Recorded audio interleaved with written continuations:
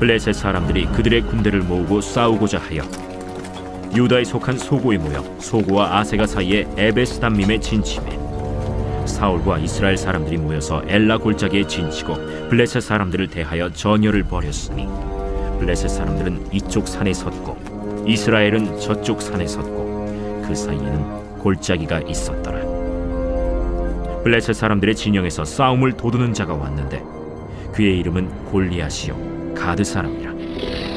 그의 키는 6규빗 한 뼘이요 머리에는 노투구를 썼고 몸에는 비늘 갑옷을 입었으니 그 갑옷의 무게가 놋 5,000세겔이며 그의 다리에는 놋 각반을 쳤고 어깨 사이에는 놋 단창을 메었으니 그 창자루는 배틀채 같고 창날은 철 600세겔이며 방패든 자가 앞서 행하더라. 그가 서서 이스라엘 군대를 향하여 외쳐 이르되 너희가 어찌하여 나와서 전열을 벌였느냐? 나는 블레셋 사람이 아니며 너희는 사울의 신복이 아니냐? 너희는 한 사람을 택하여 내게로 내려보내라. 그가 나와 싸워서 나를 죽이면 우리가 너희의 종이 되겠고 만일 내 아이가 그를 죽이면 너희가 우리의 종이 되어 우리를 섬길 것이니라. 내가 오늘 이스라엘의 군대를 모욕하였으니 사람을 보내어 나와 더불어 싸우게 하라. 사울과 온 이스라엘이 블레셋 사람의 이 말을 듣고 놀라 크게 두려워하니라. 다윗은 유다 베들레헴 에브라 사람 이세라 하는 사람의 아들이었는데 이세는 사울 당시 사람 중에 나이가 많아 늙은 사람으로서 8 아들이 있는 중 그 장성한 세 아들은 사울을 따라 싸움에 나갔으니 싸움에 나간 세 아들의 이름은 장자 엘리압이요 그 다음은 아비나답이요 셋째는 삼마며 다윗은 막내라. 장성한 세 사람은 사울을 따랐고 다윗은 사울에게로 왕래하며 베들레헴에서 그의 아버지의 양을 칠 때 그 블레셋 사람이 40일을 조석으로 나와서 몸을 나타내었더라. 이새가 그의 아들 다윗에게 이르되 지금 네 형들을 위하여 이 볶은곡식 한 에바와 이 떡 10덩이를 가지고 진영으로 속히 가서 네 형들에게 주고 이 치즈 10덩이를 가져다가 그들의 천부장에게 주고 네 형들의 안부를 살피고 증표를 가져오라. 그때 사울과 그들과 이스라엘 모든 사람들은 엘라 골짜기에서 블레셋 사람들과 싸우는 중이더라. 다윗이 아침에 일찍이 일어나서 양을 양 지키는 자에게 맡기고 이새가 명령한 대로 가지고 가서 진영에 이른즉 마침 군대가 전장에 나와서 싸우려고 고함치며 이스라엘과 블레셋 사람들이 전열을 벌이고 양군이 서로 대치하였더라. 다윗이 자기의 짐을 짐 지키는 자의 손에 맡기고 군대로 달려가서 형들에게 문안하고 그들과 함께 말할 때 마침 블레셋 사람의 싸움 도두는 가드 사람 골리앗이라 하는 자가 그 전열에서 나와서 전과 같은 말을 하매 다윗이 들으니라. 이스라엘 모든 사람이 그 사람을 보고 심히 두려워하여 그 앞에서 도망하며 이스라엘 사람들이 이르되 너희가 이 올라온 사람을 보았느냐? 참으로 이스라엘을 모욕하러 왔도다. 그를 죽이는 사람은 왕이 많은 재물로 부하게 하고 그의 딸을 그에게 주고 그 아버지의 집을 이스라엘 중에서 세금을 면제하게 하시리라. 다윗이 곁에 서 있는 사람들에게 말하여 이르되 이 블레셋 사람을 죽여 이스라엘의 치욕을 제거하는 사람에게는 어떠한 대우를 하겠느냐? 이 할례 받지 않는 블레셋 사람이 누구이기에 살아계시는 하나님의 군대를 모욕하겠느냐? 백성이 전과 같이 말하여 이르되 그를 죽이는 사람에게는 이러이러하게 하시리라 하니라. 큰형 엘리압이 다윗이 사람들에게 하는 말을 들은지라 그가 다윗에게 노를 발하여 이르되 네가 어찌하여 이리로 내려왔느냐? 들에 있는 양들을 누구에게 맡겼느냐? 나는 네 교만과 네 마음의 완악함을 아노니 네가 전쟁을 구경하러 왔도다.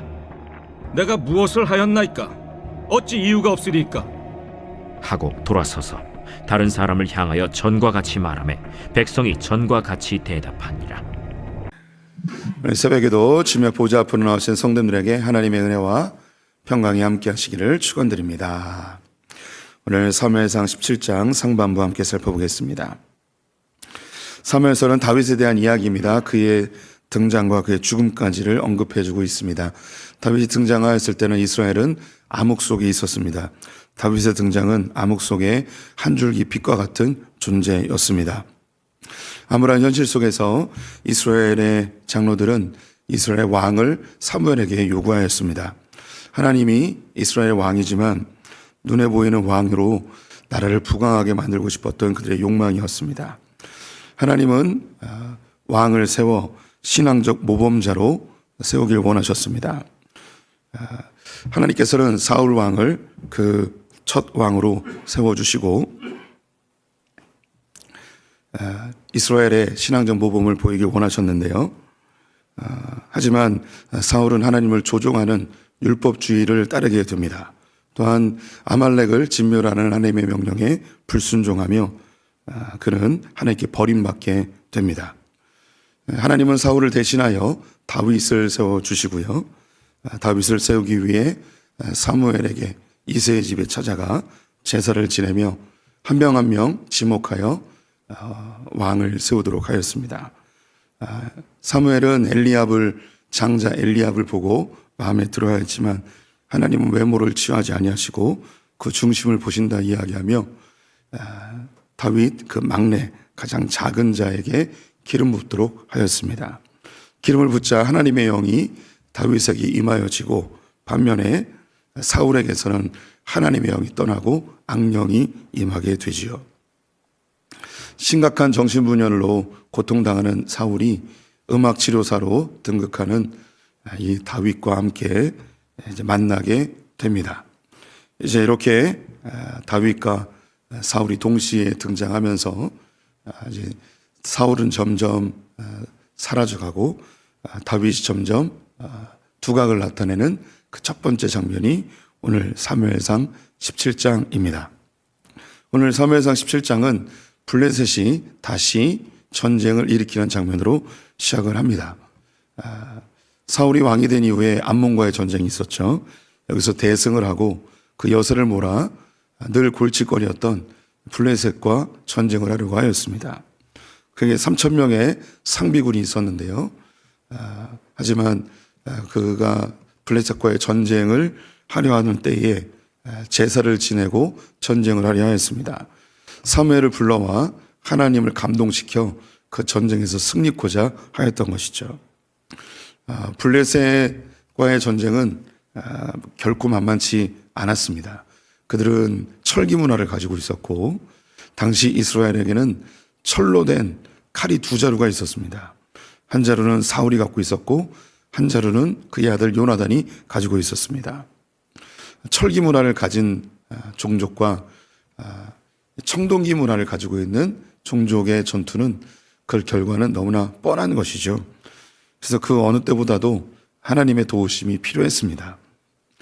이때에 하나님을 전적으로 의지하고 신뢰했다기보다는 제사를 사무엘이 진행함으로 인하여서 이것을 통해 하나님을 조종하고 이용하려고 했던 사울의 마음을 하나님은 아셨습니다.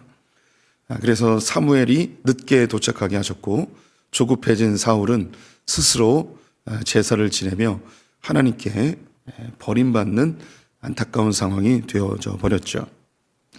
사무엘은 그렇게 진노의 말을 하고 떠나버리고 사울은 마음이 낙심해 있는데 대치 상태가 계속되었습니다. 그때에 요나단이 그의 무기 든 자와 함께 기습작전을 벌이죠. 요나단은 하나님께 제사하지도 않았고 하나님을 조종하려 하지도 않았습니다. 그는 하나님을 신뢰하고 하나님의 이름으로 나아가서 전쟁을 하게 되었고 승리하게 됩니다. 그때에 블레셋 사람들이 그 농경지 쉐펠라 지역을 포기하고 해안가로 다 물러가게 되어졌죠. 이제 블레셋이 다시 그 쉐펠라 지역을 되찾기 위해서 전쟁을 일으키게 된 것입니다. 블레셋은 에베스다밈이라는 곳에 진을 쳤고요. 이스라엘은 엘라 골짜기에 진을 쳤습니다. 그래서 한 봉우리 한 봉우리에 블레셋과 이스라엘이 서로 대치된 상황이고요. 그 중앙에 골짜기가 있는데 여기서 이제 전쟁을 하는 거죠. 이 골짜기라는 단어는요, 우리가 알고 있는 우리 한국 땅의 골짜기는 아닙니다. 우리는 골짜기 그러면 깊은 계곡 골짜기를 떠오르게 되죠. 이스라엘의 골짜기는 평야지대를 골짜기라고 합니다. 산과 산 사이에 이 평야지대가 있는데 여기가 골짜기입니다. 여기에서 이제 전쟁을 하는 것이죠. 이때에 이 블레셋의 전쟁을 도두는 자 골리앗이 등장을 합니다. 여기서 우리 성도님들이 좀 주의해 보실 필요가 있는데, 골리앗은 키가 3m가 넘고요. 그리고 노투구를 입고 있었고, 비늘 갑옷을 입고 있었습니다. 비늘 갑옷이 노 5,000세겔이었는데요. 57kg입니다. 그리고 노 각반, 다리를 감싸고 있는 것이고, 노 단창을 가지고 있었습니다. 이 단창이 창은 철로 되어 있었습니다. 그 무게가 600세겔 정도 된다고 합니다. 이것은 약 한 5kg 정도 되는 무게의 철 단차 창이었습니다. 이것을 어깨에 이제 메고 있었다고 합니다. 만약에 우리 성도님들이 성경에 골리앗을 설명을 한다면 많은 그런 그 무기들을 설명함과 동시에 그 앞에 블레셋의 장수, 블레셋의 장군, 블레셋의 용맹한 자, 이렇게 표현하면 좋을 것 같습니다.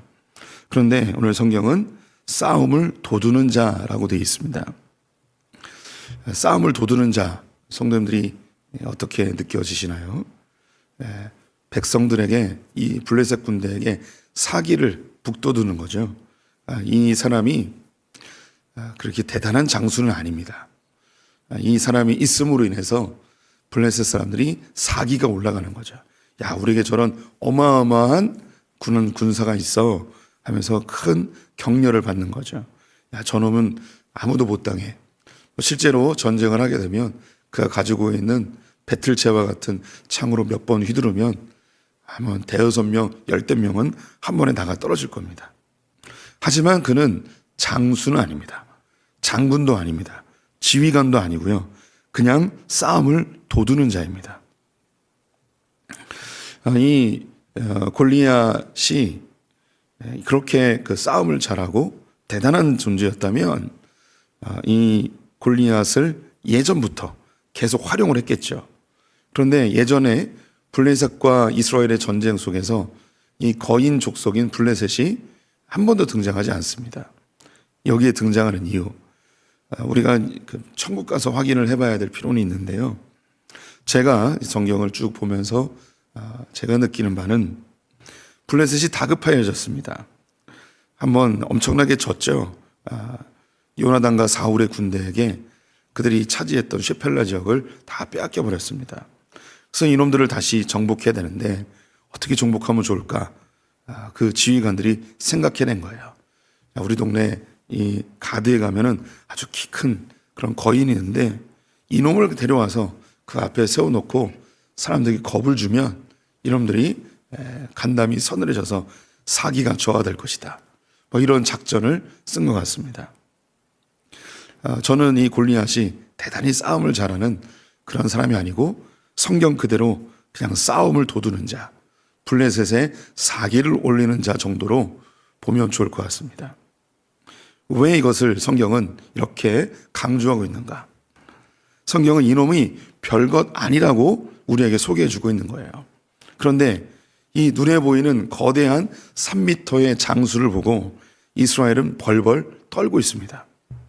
아무도 나와서 싸우지 못하고 있는 거죠. 성경은 갑자기 등장한 장수도 아니고 용맹한 자도 아니고 그냥 이스라엘의 블레셋의 싸움을 도두는 그냥 전리품처럼 보이는 전시품으로 보여지는 이 골리앗에 대해서 풍채만 크고 그 어떤 능력도 없고 그가 가지고 있는 그냥 무기만 대단하고 별것 아닌 허울 좋은 허수아비 정도의 이 골리앗을 이스라엘은 겁에 질려 그 누구도 대항하지 못하고 있는 상황을 보여주고 있는 것이죠. 골리앗은 앞에 서서 이스라엘을 조롱하고 하나님을 저주하며 너희들 중에 한 놈만 나와라, 대표 나와라. 그래서 이기는 놈이 진 놈을 종으로 삼는 그런 대결을 하자라고 하였습니다. 하지만 사울을 비롯한 이스라엘 모든 백성들은 두려움에 휩싸이고 그냥 듣고만 있었죠. 이 대치의 세월이 40일이 지납니다. 이 40일이 정확하게 딱 40일이라고 생각하지 마시고요. 성경을 읽으실 때 반복적으로 말씀드리지만 이렇게 상징적 숫자로 의미 있는 숫자로 나올 때는 충만의 숫자로 보시면 되겠습니다.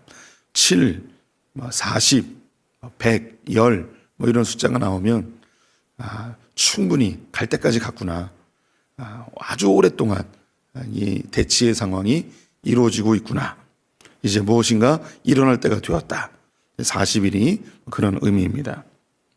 그때에 다윗이 등장을 합니다.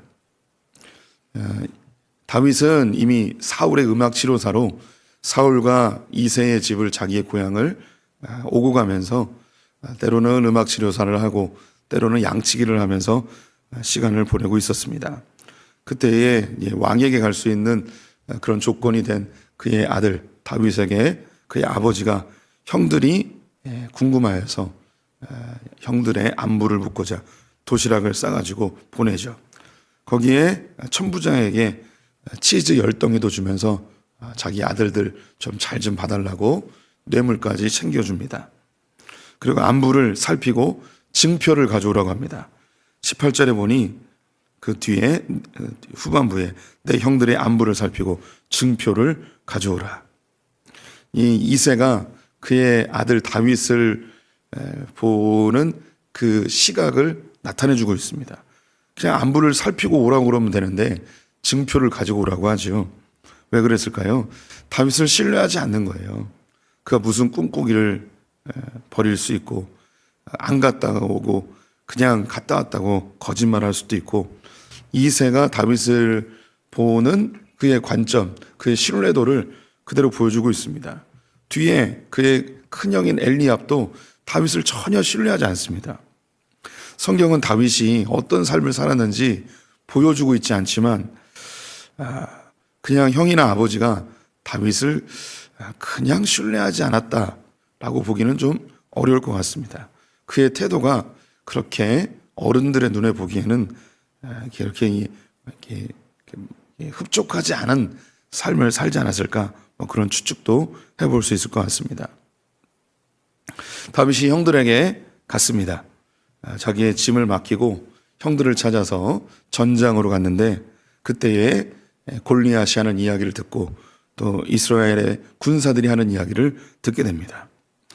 하나님과 이스라엘을 모욕하는 블레셋에 대해서 아무도 나가지 못하고 사울 왕은 큰 재물을 주고 자기의 딸과 결혼시켜주고 그의 아버지의 집에는 세금도 면제해 준다고 그런 부상을 걸었음에도 불구하고 아무도 나가지 못하는 그때의 다윗이 그의 마음에 혈기가 일어나서 아니 할례받지 않은 놈이 이스라엘을 저렇게 모독하는데 아니 어떻게 가만히 있을 수 있습니까? 하며 그의 혈기를 주체하지 못하고 다른 군사들에게 다 이야기를 하는 거죠. 이스라엘의 군대는요 20세 이상 되는 사람들이 참여할 수 있습니다. 다윗은 아직 20세도 된 거 아니죠. 많은 사람들이 한 16살에서 17살 정도로 추측을 하고 있습니다. 그 안에서 대화하고 있는 군사들은요 자기보다 연배가 훨씬 많은 형님들이고 아저씨고 삼촌이고 이런 사람들이죠. 근데 거기에 대고서 아무도 안 나가고 벌벌 떨고 있는 그 군사들을 보면서 다윗이 어떤 모습을 보이고 있냐면 아니 겁에 질려가지고 하나님을 모독하고 있는데 아무도 못 나가고 있습니까? 만약에 우리 성도님들이 교회에서 뭘 결정을 해야 되는데 우리 교회는 돈도 없고 우리 사람도 없고 이렇게 어떻게 하면 좋냐고 이렇게 이제 재직회를 하고 있고 부서 회의를 하고 있는데 중부동부 와가지고 하는 얘기가 아니 이게 장로가 돼가지고 권사가 돼가지고 교회가 이렇게 어려운데 가만히 있을 수 있냐고 하면서 이렇게 한마디 하고 갔다고 해봅시다. 우리 성도님들은 어떻게 반응하시겠습니까? 우리는 이때 전문 용어를 쓰죠. 저런 싸가지라고 하겠죠. 지금 다윗은 우리 성도님들 굉장히 믿음 있는 표현으로 보여줄 수 있겠지만 그런 굉장히 싸가지 없는 모습을 보이고 있습니다. 어쩌면 그 청소년기에 혈기가 그대로 드러난다고도 할 수 있겠죠. 이 다윗은 굉장히 방황을 많이 하는 청소년일 수도 있습니다. 아버지가 다윗을 볼 때는 반항을 엄청나게 하는 뭘 시켜도 제대로 순종도 안 하고 뭐 하면 삐딱하게 얘기하고 그래서 믿을 수가 없어서 징표를 가져와야 되는 그런 막내 아들. 뭐 철부지라고 하기에는 신뢰도가 너무 떨어졌습니다. 뭐 믿고 기다릴 수 없는 어떻게 보면 집에서 내놓은 자식. 그래서 집의 아들로서 인정하지도 않고 그냥 양이나 치고 안 보는 게 속편하다. 넌 내 눈에 띄지 마. 라는 정도의 형편없는 문제야 아들 정도입니다. 우리 성도님들이 공감이 안 되시면 천국 가서 우리 다윗 형님에게 청소년기가 어땠냐고 좀 물어보시면 될 것 같습니다. 근데 저는 이런 상황을 봤을 때 충분히 아주 거친 반항기를 겪고 있는 사춘기 청소년으로밖에 보지 않습니다. 그래서 전장에 나가서 형들을 찾았습니다. 큰형이 이 다윗을 발견합니다. 그러면서 하는 이야기가 아니 너 여기 어떻게 왔냐고 양은 어쩌고 여기 왔냐고 28절에 나는 내 교만과 내 마음의 완악함을 아노니 이 잘난 척쟁이 말 한마디도 안 듣고 늘 반항하는 교만과 완악함이 그겁니다. 네가 여기 왜 왔는지 안다. 너 전쟁 구경하러 왔지. 네가 마땅히 해야 될 양을 치진 않고 전쟁이 어떻게 되나 궁금해가지고 여기까지 왔냐. 너 사울의 음악 치료사라고 함부로 나대고 말이야. 이런 데 와서 넌 자격도 안 되는 놈이 전쟁터 와가지고 구경이나 하고 이렇게 자기 동생을 완전히 무시하는 언행을 하고 있습니다. 그러자 다윗은 가만히 있지 않습니다. 29절에 다윗이 이르되 내가 무엇을 하였나이까 어찌 이유가 없으리까. 이거 너무 친절하게 써놨습니다. 여기도 약간 좀 거칠게 표현되는데 이거를 우리 언어로 바꾸면 아니 왜 보자마자 10이냐고 내가 그냥 왔겠냐고 형은 오랜만에 만났는데 날 꼭 이렇게 얘기해야 되냐고 뭐 이런 얘기입니다. 이 다윗이 어떤 사람인지 요 이야기로 우리에게 정보를 제공해 주고 있죠. 제가 너무 다윗을 평가절하했는지 모르겠지만 이 다윗은 우리가 흔히 볼 수 있는 성도님들의 집에 있는 그 거친 청소년 아들과 크게 다르지 않습니다. 뭘 시켜도 믿음직스럽지 않고 늘 이야기해도 삐딱하고 부모님이 뭘 얘기해도 반항하고 그런 게 이제 다윗입니다. 좀 안 봤으면 좋겠고 좀 눈에 안 나타났으면 좋겠고 이러면 내 호적에서 파버리고 싶을 정도로 아들로 인정하고 싶지 않았던 그 아들입니다. 근데 이 아들이 골리앗을 향해서 이제 달려가게 되죠. 지금 골리앗을 바라보는 눈과 다윗을 바라보는 눈이 크게 다르지 않습니다. 골리앗은 싸움을 도두는 자입니다. 그런 장수도 아니고 용맹한 자도 아닙니다. 그런 키가 크고 중무장을 하고 있었지만 그는 허수아비와 같습니다. 허우대만 멀쩡한 아무것도 아닌 거죠. 근데 이스라엘은 그 눈에 보이는 것만 보고 벌벌 떨며 전쟁에 나가지 못하고 있습니다. 이제 다윗에게 눈을 돌리게 합니다. 사람들은 골리앗을 보는 눈이나 다윗을 보는 눈이나 똑같습니다. 다윗은 철부지 사춘기의 반항아입니다. 아버지도 그를 신뢰하지 않습니다. 형들도 신뢰하지 않습니다. 어쩌면 거칠게 대들고 있는 이 청소년 다윗을 보면서 그 군대들도 저런 싸가지 없는 놈 하면서 그냥 혀만 차고 무시했을 것입니다. 그런데 이 모든 상황을 완전히 뒤엎는 한 사람, 다윗이죠. 이 다윗을 보면서 우리 예수 그리스도가 떠오르게 됩니다. 예수 그리스도는 흠모할 만한 것이 하나도 없고 내세울 만한 것이 하나도 없습니다. 그의 출신은 나사렛 목수의 아들이었습니다. 그는 볼품없는 아주 키가 작은 30평생 노동으로 온몸이 단련된 그냥 노동자 한 사람 정도였을 것입니다. 그런 제대로 된 교육을 받지도 못했고 사람들에게 인기를 얻을 만한 그런 어떤 배경도 가지고 있지 않았습니다. 그래서 그가 이야기하는 것에 사람들을 무시했습니다. 그런데 예수님이 하는 행태들은 당시 종교 지도자들을 분노케 하였습니다. 율법학자들이나 제사장들이 이야기하는 것에 하나하나 다 반박하며 그것이 하나님의 뜻이 아니라고 이야기하는, 어떻게 보면 반항아와 같은, 예의 없는, 어른을 존중하지 않는, 갑자기 툭 튀어나온, 요즘 말로 듣보잡, 탁 튀어나온 잡놈이 수십 년 동안 이스라엘의 영적인 것을 책임진 영적 지도자들에게 대항하는 그런 존재였습니다. 그런데 그들의 종교로, 그들의 율법으로 전혀 해결하지 못하는 것이 있었는데 그것이 죽음의 문제였습니다. 613가지의 율법을 완벽하게 지키면 천국 갈 수 있을 거라고 이야기하였지만 그 앞에 그 누구도 당당하지 못하였고 일반 사람들은 그 죽음의 두려움 앞에 벌벌 떨고 있었습니다. 하지만 그 죽음은 허수아비이고 아무런 능력이 없습니다. 그것을 예수님이 직접 보여주시죠. 사람들에게 신성모독이라는 죄악으로 십자가에 달리신 그분, 볼품없고 그 누구도 인정하지 않고 나사렛 총구석에서 태어난 그가 사망을 이기시고 부활하십니다. 그리고 성경이 이렇게 이야기하죠. 사망아, 내가 쏘는 것이 무엇이냐.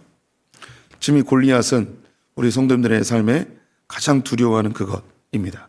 벌벌 떨고 있는. 하지만 우리 안에 별것 아닌 것 같은 겨자씨와 같은 믿음, 그 예수 그리스도에 대한 믿음이 이 허수아비 같은 나를 두렵게 하는 것을 뚫고 나가게 할 것입니다. 하나님이 우리에게 주신 것은 두려워하는 마음이 아닙니다. 사랑과 능력과 절제하는 마음입니다. 하나님께로부터 난 자는 두려워하지 않습니다.